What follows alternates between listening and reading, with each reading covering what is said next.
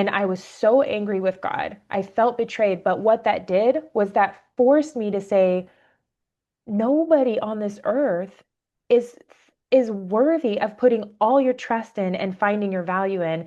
I have to redirect that. And so me and God had this wrestling match of like, I'm so mad at you. And also, you're the only one I can trust. Everybody's dangerous in this world. And it was a few month process of me taking where I found my value and identity and placing it with who it belonged with God. Hi, friend. If you've ever wondered how God's Word connects with the messy, broken parts of your story, you're in the right place. Welcome to Beauty in the Brokenness, where we have honest conversations about the Bible, our real-life struggles, and the hope God brings for healing. I'm your host, Teresa Whiting, an author, Bible teacher, and trauma-informed life coach, but mostly a friend and fellow struggler. No matter who you are or where you've been, I'm inviting you to encounter the God who is still creating beauty right in the midst of your brokenness. Welcome, friends. I am excited to introduce you to my guest today. I'm speaking with Ashley Jameson. She is the Director of Programs and Partnerships at Pure Desire Ministries. Ashley helps churches launch groups for men and women struggling with compulsive sexual behavior or betrayal. She advocates for the voiceless and creates safe spaces for honest, vulnerable conversations within the Christian community. And that just right there, Ashley, like you're my people. Mhm. I read that and I was like, this is why you're on the podcast today. Her work empowers men and women to heal from betrayal and addiction and embrace the life God has for them. Ashley has also dealt with chronic illness and has found comfort in the story of the bleeding woman. And so, Ashley, I am so excited to have you on. I know we've been planning this for months and months, and we're finally getting to have our conversation. So, welcome to Beauty in the Brokenness, and thanks for being here. Yes, thank you so much for having me on. I always get teary when, like you said, my people, and I'm like, we have a community, we have people, and so I'm so happy and just honored to be here. Thank you. Um, Before we begin getting into the topic, tell the listeners a little bit more about yourself and the work that you do. Yeah.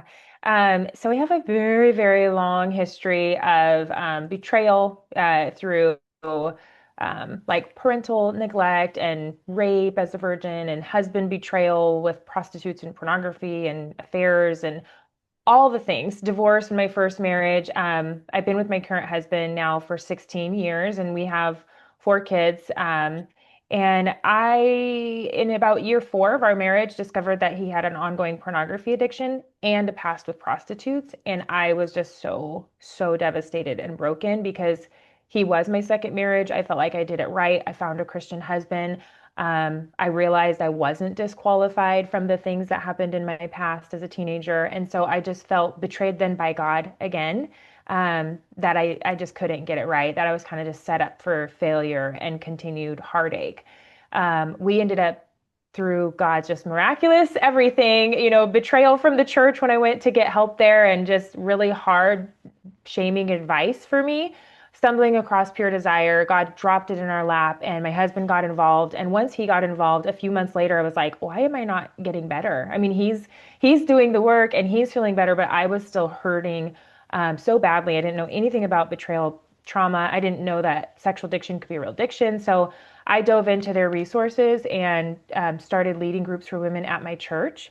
And it just exploded. I ended up stepping in as a speaker for Diane Roberts, who's one of the founders, 10 years ago. And I've been on staff ever since, just helping churches with what I needed help with, which is give women a safe place to process their pain, whether it's on the betrayal side or the addiction side. We need vulnerability in the church. And it's interesting that you asked me to come on for chronic illness because I feel like there are so many parallels between the suffering of chronic illness and the suffering of being in like a hard marriage or having something in life that's really hard.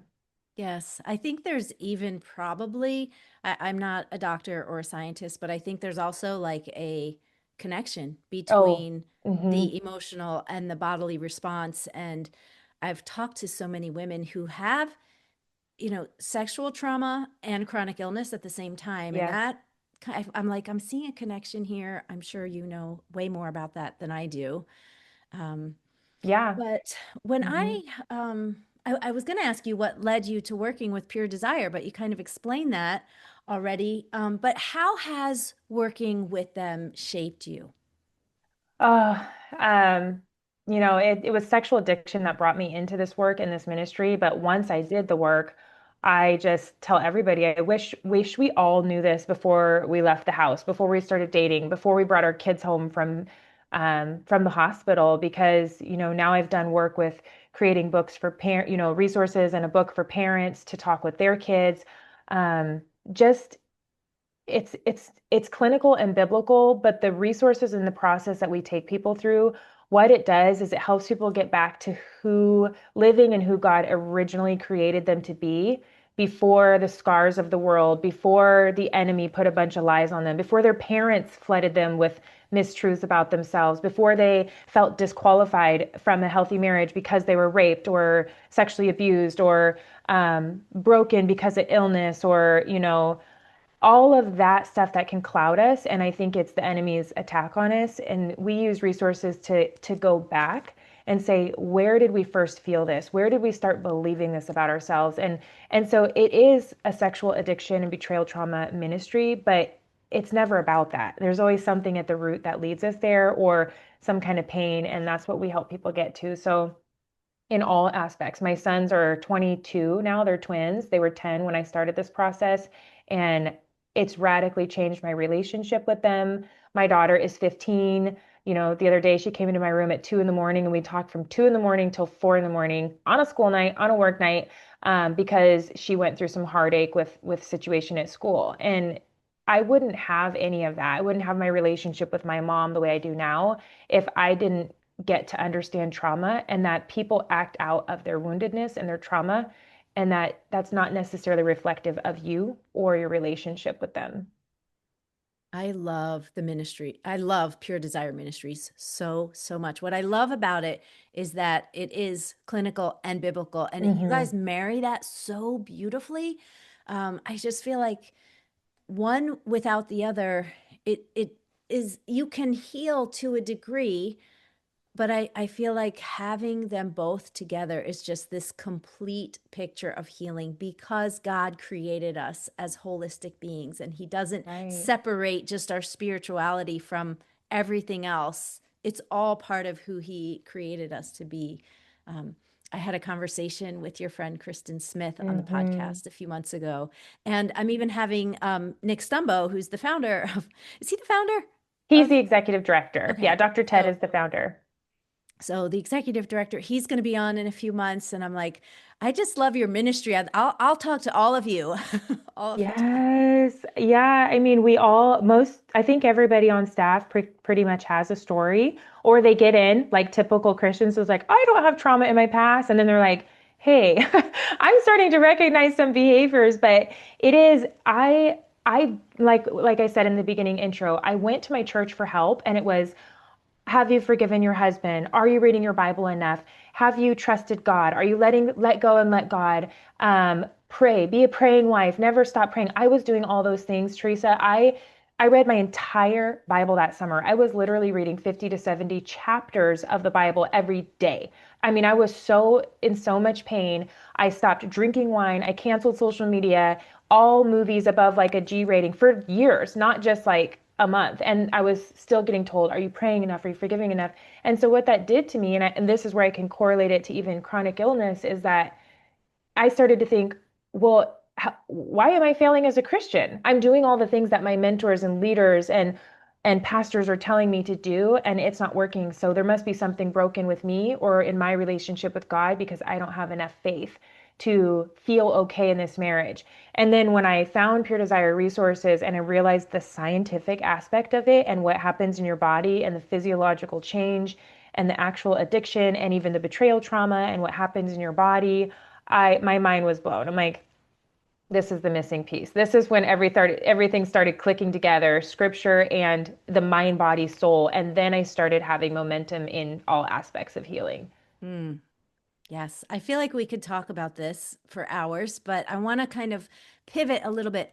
Because when I reached out to you several months ago, I kind of told you I was doing the scene series, and I said, "Do you have any of these women's stories resonate with you?" And I was surprised. Like, I thought you were going to say Leah or one of the others, but you immediately responded that you felt like you resonated with the bleeding woman's story. So, what is it about her that draws you to her story? See, you're making me cry. I knew I was gonna cry. So, Tears are welcome here, yes. always. Um, Gosh, since my teenage years all the way to 2019. So I'm 41 now. Um, so mid 30s is when I got a diagnosis of what was actually wrong with me. So for 20 years, I didn't know. Mm. Um, and I was um, just chronically in pain, but it was all inside. It was all inside. I saw every doctor, I had every test. I had doctors tell me I was anxiety. It felt like the try harder approach that puts people in trouble with sexual addiction, chronic addiction, where it's like, oh, well, just have more peace, have less stress. And they are looking at me. I literally had a doctor come in one time and say to me, she walked in, I'd never seen her, and somebody had told me, list out all the symptoms so they can connect what's wrong. And I did. And she came in and I was 35, I think, at the time. And she said, I'm looking at you and I can see that there's nothing wrong with you. And she didn't even say hi. She didn't introduce herself. She said, you have anxiety. And I showed her that I had huge patches of hair loss. I said, is this normal, like with anxiety?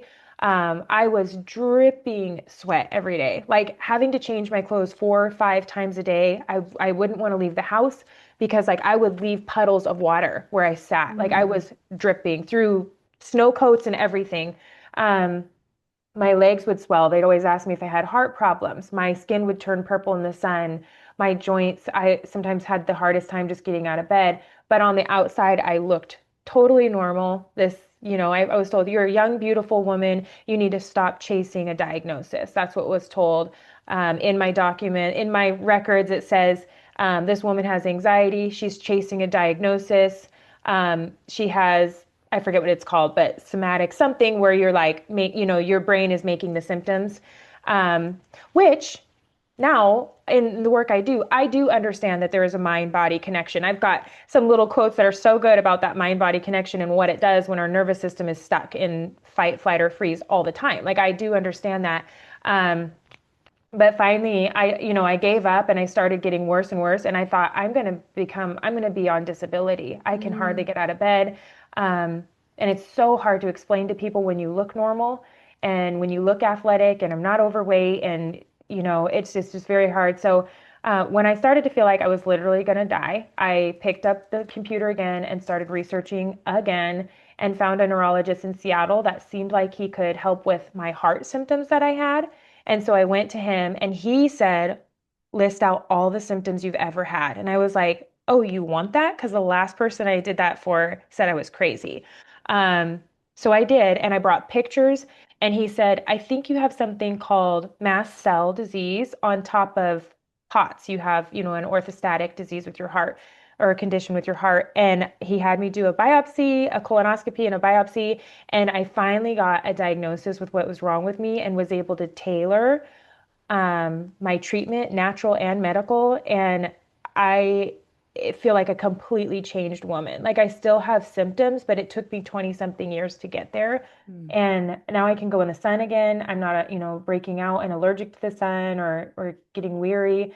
So it was a really, really long journey. And one of the pastors at our church actually um, took a picture when he was in Israel and he had a friend frame it for me. And it was the woman reaching out, touching. It's just a picture of the bottom of the hem and the woman reaching. So when Mm. you said that, I'm like, I know exactly who I am. I am the woman. Like that is who I resonate. Like just God, please heal me. Like why am I suffering like this? Why can I not get out of bed? Don't you have a purpose for me? Don't you want me to get out of bed and do good work for you? Or, feel good doing it. And so, definitely can relate to that long, long suffering of a woman. Wow. Thank you. Thank you for sharing that. I think that there are a lot of women who are listening who are in a similar situation, maybe different symptoms, But that feeling of like, what is wrong with me and why can't anybody help me? I have friends and family members who have chronic illness like that and have had that same situation of just going to doctors and being told, you're fine, you're fine, there's nothing Hmm. wrong with you. How does that make a woman feel unseen? That experience of chronic illness, and maybe it doesn't look visible on the outside. Yeah. I often would be afraid to share because I had been called a hypochondriac. I been told nothing's connected. I had, a hysterectomy, I had a heart condition, I had a bladder condition, I had all these things that I had to get treated that were seemingly unconnected. And so I started to just stop complaining, to stop saying anything, to stop trying to reach out to, I stopped trying to reach out to doctors because I was so ashamed or made to look a fool by some of the doctors and nurses that were like, there's nothing wrong with you. You came last month and we told you the same thing. And so I ended up going inside of myself and just saying, I'm not going to try anymore. And then you just are silently suffering by yourself because you were afraid to speak up. Mm. And I did feel myself just disappear um, and not be able to be fully present in situations that I was in because I was suffering, but I didn't want to bring it up and I didn't want to seem like a complainer or here's Ashley again with all her problems all the time. And so I just kept it to myself until it got to the point where I was desperate enough to try to find help for myself again. Mm. How can we care for women who have chronic illness? Like what are things that we can do, questions we can ask, ways we can support them? Hmm. I always start with first just validating, just validating that what they're experiencing must be very hard and very painful and frustrating um, and on my level, I'm able to say I can relate on a level of how it feels to have something that's not visible or that's long suffering. Um, but I was even thinking about what that doctor who shamed me could have done differently. Uh, Talking about the mind, body, soul connection and saying, what do you need? What do you need? Is it connection? Is it support? Is it help around your house? Or just if you're a friend or family member that knows, going over and saying, I want to come visit you today. And if you were up and feeling good today, what would you be getting done around the house? Can I do that for you today?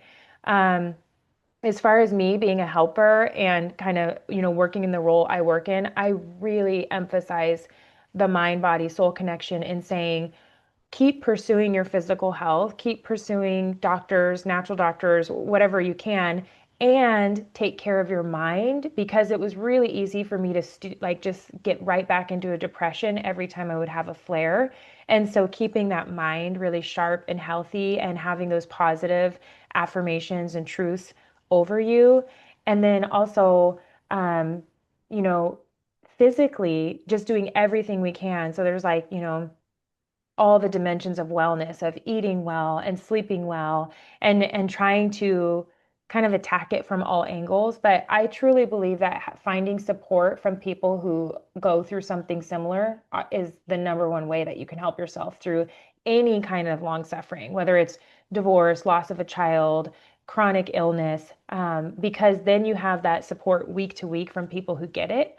It's not calling the same friend every week, every time you're trying to, get out of bed and you can't. And they're like, I don't really know what to say anymore to you because I don't experience this. And so to get support along the way as well. That is super practical advice. Where do you find a support network like that?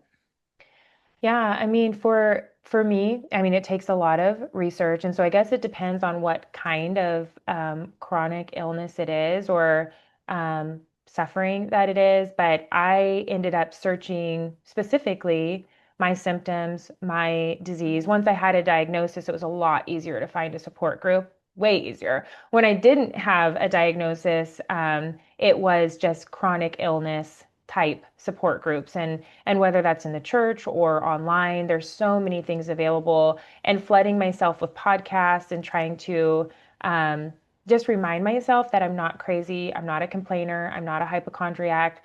But along with that, if you do have a chronic illness, it's important that you've processed all your like trauma and past because that's all connected. And so when we have our nervous system in constant hyper drive or high gear, that creates chronic inflammation. Chronic inflammation destroys cells in your body and can cause breakdown and all kinds of physical issues. And so um, I didn't ever think they were connected because I'm a pretty joyful person. And it's like, oh, I'm an open book. I talk about everything. And like the past is the past.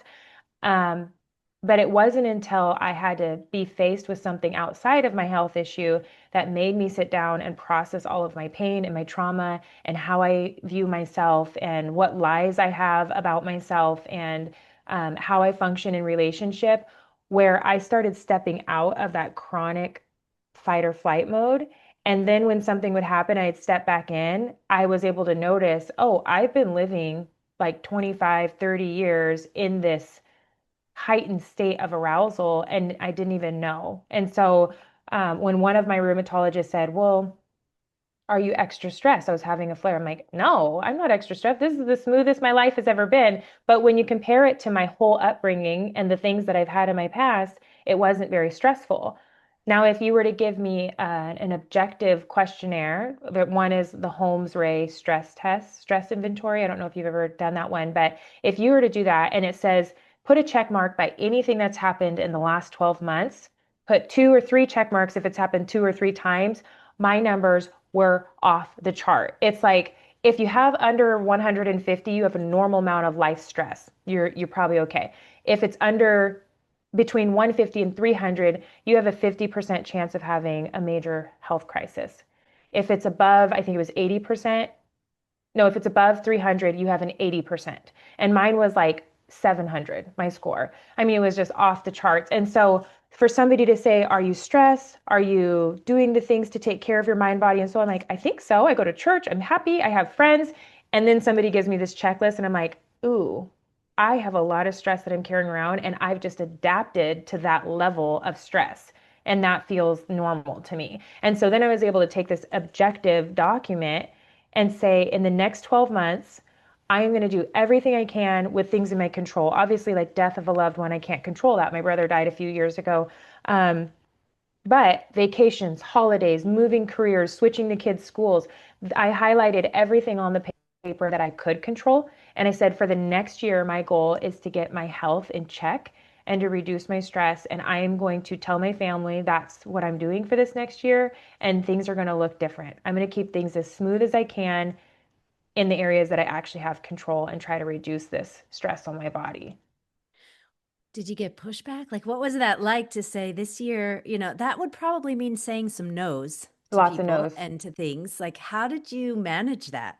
By that time I had been working in Pure Desire work for a while, and so I'd already been kind of working on boundaries, but you do get pushback. We got told, well, the holiday is not going to look the same without you. And we had some family dynamics that were kind of hard with my husband's addiction, and we just knew that that would add another layer of stress. And so we just had to accept that we were the black sheep of the family, that we were going against the grain, that we were swimming upstream, that we were not the same as the rest of the family, just playing along and doing all the things or giving gifts. And then you have to deal with your own internal disappointment of, hey, this year we can't do birthday gifts, or this year we can't make that family reunion, or this year we can't, whatever, put our kid in that activity. And that's hard, but you have to keep your values and your goal in front of you. And so that was, several years ago, probably 8 years ago. And then this last year with my mom, needing more help and us moving to Tennessee, I lost another huge chunk of hair. And it's been 5 or 6 years since that's ever happened. And it never grew back. And so I have like these 3 inch bald spots in the back of my head from last year that haven't grown back. And I don't think they will, and it's a devastating reminder that stress can get ahead of you again. And it could have permanent consequences like cancer, hair loss, system failure. And I let that go over the last 5 or 6 years and being hyper vigilant about protecting my stress levels and how much we can handle as a family. And so I have to get my family values back out and say my faith, my health, my family. Those are my top three priorities. And every assignment I take, everything I do, does it contribute to growing my faith, keeping my family connected, or keeping my health protected? And if it doesn't, then I really need to assess that and probably say no and just deal with the guilt, because the temporary guilt of saying no is better than the long-term resentment or stress or whatever happens on your body because you said yes. Oh, that's good. That is so good to frame it that way and to remind yourself of that. But I imagine that's really, really hard. Hmm. So I think that Well, takes a lot of Kristen, you know courage. Kristen, Yes. so she kind of manages all of her projects, and I was marking her last night because I have such a soft heart and like I want to do all these things. She goes, from now on, when somebody asks you to do something, you say, hold on, then you side chat me. And she goes, I'm going to protect you from yourself. So get your people in your corner that know your weak spots, Yes. that know you and love you and have wisdom and insight, that can say, doing too much is my blind spot. Can you help me? And Hmm. I love having people like that in my corner because that's what ends up Yes. wearing me out and my body out. Yeah, one year my really good friend gave me a no button for my birthday. She's like, "This is yours to press all year long." Oh my And gosh. it was cute. Just going back to the bleeding woman for a minute, what do you love most about her story? Mm. I love the desperation. Like, just sometimes I just imagine, like, in all the brokenness, when the weight feels so heavy, the physical weight of your body, or stress, or disease, or pain, um, I imagine myself just like army crawling my way through that crowd, like just to reach out and touch Jesus. And that's what I want, is that even in my brokenness, even when I'm feeling like, hey, you're leaving me back here, or why am I suffering? That all I have to do is keep reaching for Jesus and trust him. That I know the maker. I don't understand everything he's doing or why, but I do know that I love him and trust him, and he loves me more than I can imagine. And so just to keep my eyes fixed on keep reaching for him. Mm. Because we don't even need to say anything. He knows like our heart, he knows our brokenness, he knows our desires. And if I can just say, I'm reaching for you, God, I don't know what you're doing, but I'm reaching for you and I trust you. Just keeping that posture. Earlier, when you were describing what happened in this marriage 4 years in, and how you said a phrase, you said, "I felt betrayed by God." Hmm. And now you're talking about trusting God. What was the process of getting from God, you're betraying me, or you have betrayed me, to God, I trust you and I'm going to keep reaching out for you? I'm so glad you asked that because I just had this conversation with my 15-year-old daughter at 2 in the morning the other night. Um, and I told her this story. I said, everyone is going to let you down in this world. Everyone is broken. The only person who will never hurt you is Jesus. And the Father loves you. And Jesus was the only one who walked this earth that was perfect and that you can put all your trust in. I had to learn that through a very painful experience with your dad. And so when your dad betrayed me with pornography, I realized that in my brokenness, in my upbringing, my trauma as a child, my neglect and abandonment, um, from my parents, the rape, that skewed my perception of relationships. And I was idolizing relationships. I was chasing relationships to find my value. And so even when I married your dad, I kind of felt, without knowing it, looking back, I felt like I had arrived. Okay, now I've got my husband. Now I'm going to put all my energy, instead of acting out in love, sex, addiction, I'm going to put all my energy into being the perfect wife. I'm quoting. And when God revealed to me what your dad was doing, my whole world fell apart. And I was so angry with God. I felt betrayed. But what that did was that forced me to say, nobody on this earth is is worthy of putting all your trust in and finding your value in. I have to redirect that. And so me and God had this wrestling match of like, I'm so mad at you. And also, you're the only one I can trust. Everybody's dangerous in this world. And it was a few month process of me taking where I found my value and identity and placing it with who it belonged with God. And I told my daughter, I said, in that's that gave me such confidence that that became super sexy to everybody. Men and women around you, they see that confidence that you have in just being yourself, unashamed of your story, knowing who you belong to, that you don't have to chase people for validation or to find your identity or your worth, that you know who you walk into a room and you know who you belong to. And you have this confidence like, do you know who my dad is? Like, do you know who I am? Do you know what he's done for me? Do you know what he will do for me? And that becomes your confidence that you get to walk in. And so it was a process, but I needed to de-idolize my husband and relationships and put that back where it belonged with God. I love that so much, and I so relate to that. Greg and I were married 9 years when I came to discover that he struggled with lust and masturbation and all of that. And I remember specifically being like, God, like Hmm. I made a deal with you. Yeah. I married a pastor. I did all these things right. I'm in ministry. Like, how dare you let this happen to me? Like, this shouldn't be happening in my marriage. And it was that exact thing. It was that Hmm. exact revelation of God saying, and you've idolized your husband Yes. and your marriage, and I am the only one that deserves that, that you've put all your trust in. It's me. Hmm. I was in that same exact scenario of having to face my own idolatry in my heart, that my Hmm. husband was where I got my identity. My marriage, my quote unquote doing things right was where I got my identity. I realized honestly, what a Pharisee I was, Yeah. and how much I was putting trust in my own goodness and all the good things that I had done. And when God kind of just pulled the rug out from under me, is what it felt like. And I Yep. was on my face. I was like, okay, Jesus, you are all I have, and you're enough. I Hmm. found him to be enough. And that I just so resonate with that part of your story and coming to that place and then Yeah. seeing him be faithful and seeing Hmm. him carry you through and then rebuild relationships and rebuild, but from a different foundation. The foundation is no longer you, I trust you. It's I trust God to be at work in you and in me and in us. But my trust is in him. And my job isn't to trust you. My job is to love you. Yeah.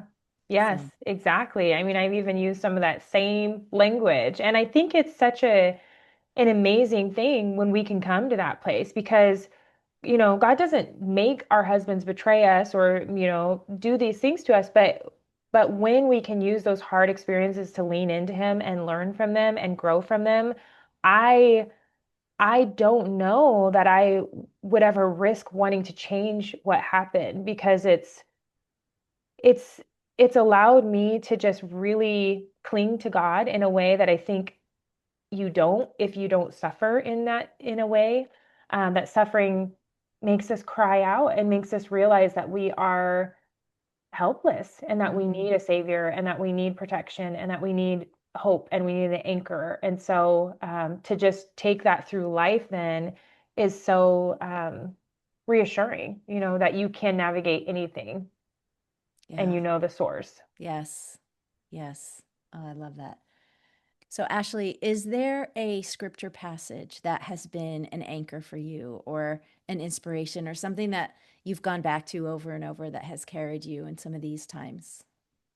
Yeah, I actually have a few of them. One of them, and I kind of alluded to this and just like continuing to reach for Jesus, is Revelation 12:11, in that they overcame him by the blood of the Lamb and the word of their testimony. And that I just feel like kind of is my mantra and continue to move forward, continue to share your story with others and offer hope and or even just support. Maybe you're not through it, maybe you're not healed, but you can offer empathy or support.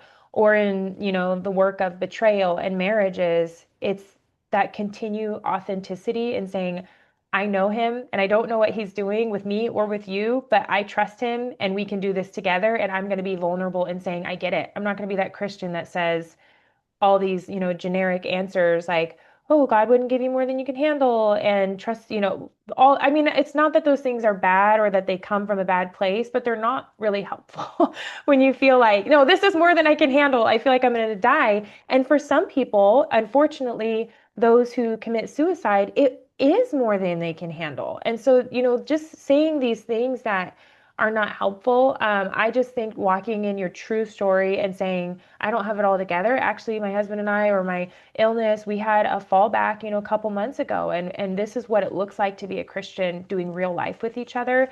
The other verse I love so much is 2 Corinthians 1, 3 through 4, where it talks about the God of comfort, bringing us comfort so that we can comfort others.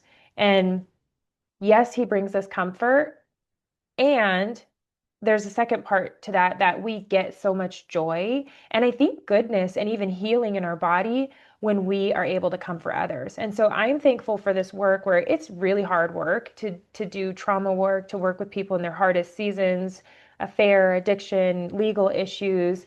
Um, but there's been days where I've shown up just like, I can't do this. Like, why? I'm a fraud. My life is hard. My marriage is hard. My kids are hard. My chronic illness is hard. I suck, and I show up to work and then I get on a call and even in my vulnerability and saying, I get it, it's hard. And then this woman's crying and saying, just that gives me hope that I'm not alone. And you feel like this rush of like healing in your own body because you were able to pass that along. And so that scripture that says we are comforted and then God wants us to take that and help others, I think is healing and that we can keep leaning on that. It reminds me also of that verse that he who refreshes others will also be refreshed. Yes, Like yes. you're speaking life over someone, and then God is pouring life into your soul because Yes. of what you're doing and how you're doing it. So I love that. Um, what else? What else do you want to mention that I didn't cover? Okay, I'm so excited. I have a quote pulled up. Can I read it? Yes. Okay, so we were talking about how it might have been before we started recording, just like I nerd out so hard on mind, body, soul. And so for me, like I said, with the stress levels and not recognizing when I was stressed, because I'm like, oh, this is what my life has always looked like, or in betrayal, let's say, or if you're the addict, or whatever it may be, um, that our body keeps so much score. If you've read the book, Body Keeps the Oh, I Score, have. read it. I'm quoting. And so this is from the Cleveland Clinic that says your brain talks to your gut and your gut talks back. If you've ever had a gut feeling, you've experienced this communication. It's the thought of an exciting event that can make you feel butterflies in your stomach, while the thought of something dreadful might be gut wrenching. And it's how the feeling in your gut can influence your decision making, as in going with your gut. And so your brain and your gut communicates all day long with nerves. They talk about all kinds of things from practical physical matters to emotional ones. And there's more information that passes between your brain and your gut than any other body system. In fact, there are more nerve cells in your gut than anywhere else in your body outside of your brain. And your body often knows something is wrong before your mind has words for it. This is by design and not weakness. And so I just kind of added on there, like when we silence those alarms. And so for me, growing up in a home where where feelings were not talked about, love and affection wasn't shown, emotions weren't validated, you live in this chronic state of like hyper arousal. And so as an adult, it was easier for me to start with identifying feelings in my body than it was to start with how I was thinking or feeling because I wasn't trained in that way. And I actually, people would say, well, how does that make you feel? I'm like, ew, yuck, don't talk to me about that. And so I would say for the woman that's like, I don't even know, I'm just like, everything feels like it's on fire all the time. I would say, start with your body. You wake up, and here's a really practical example. When I've divorced the twins' dad, it was a very toxic relationship, and they were 1 year old when I left, and I was in school working 3 jobs. They were 5 when I married John. They would wake up in the morning, my precious twin boys, and I would instantly start feeling like my blood boiling, some kind of like stress in my body. And I think some moms can relate to that. And I hated that. I hated that I was recognizing even before Pure Desire that my twins were like a trigger somehow. Just and I at first I thought, oh, it's just because they're up and it's going to be busy and they're two bouncing, dirty, loud 5 year old boys. But what I started doing was what is the thought that comes with that when they come upstairs? Um, and then I started setting alarms to just randomly go give them words of affection and a kiss random times just to break this cycle, this pattern. And I remember one day they came up and I just felt joy seeing them. And I was so thankful that I had broken this pattern that I actually saw in my mom, that we always stressed her out. And so pay attention to what happens in your body that you may be going through the day. I mean, you may always have like a high level of chronic stress in your body if you haven't dealt with it, but then there's things that make it peak. Your heart starts racing, your gut gets twisted, you feel hot. So when that happens, pause and say, what just changed in my environment? What just happened? What thought is attached to what I'm feeling right now? When is the first time I felt like that? When do I first remember feeling like that? And just start journaling these things and getting them out. Because we have things happen that trigger our body. Let's say a woman finds out about an affair in a basketball game with her kids, picks up her husband's phone, finds out about affair.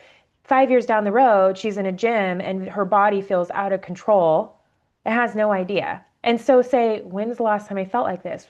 What's my environment? What am I seeing? What am I smelling? When have I ever experienced this before? And just try to trace it back and then flood that memory with truth and um, reminding yourself that you have choices. Because when we feel like we don't have choices, we feel out of control and then we can spiral in our mind, body, and soul.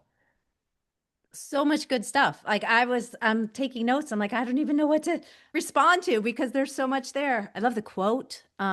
If you can send me, the link to that, and I'll put that Yeah. in the show notes.